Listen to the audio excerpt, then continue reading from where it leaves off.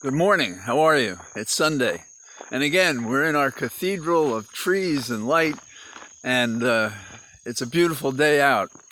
But the country is in a perfect storm, an absolutely perfect storm, being pulled one way and another with massive disinformation, misconduct, criminal activity. It's like a very bad book, except we're living through it.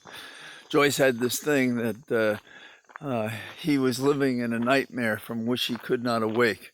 And I think we have that.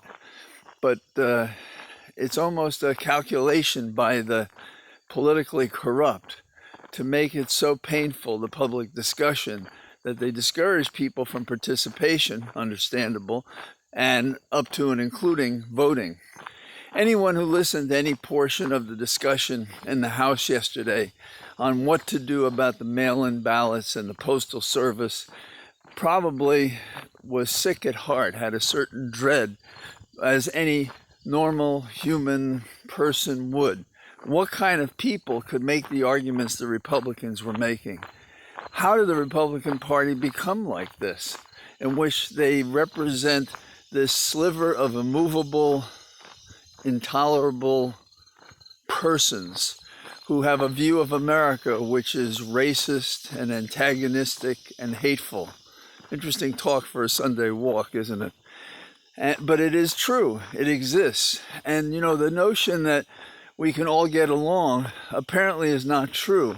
But democracy allows us to outvote an opposing view that would compromise America. And that's what we're involved in here. We're involved in a massive debate about the future of America and our own ability to live in that context. And so what do we do about it? Well, those of us who are the least active can still talk to any individual and say to them, what you're doing is wrong. What you're representing is false. I mean, we have the sister of the president telling us, even as she has her own flaws, what a useless individual, what a bad character, what a lying person, what a man without principle, an amoral individual the president is. How can there be a debate about that? But there is.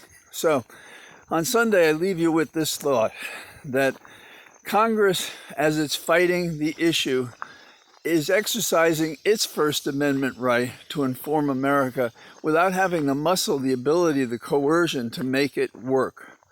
And we have to help that. We have to be not an echo chamber, but we have to improvise on the theme so that America knows that we're in this very dangerous position. So get out and enjoy the day. Contribute to a couple of candidates and be well. Bye-bye.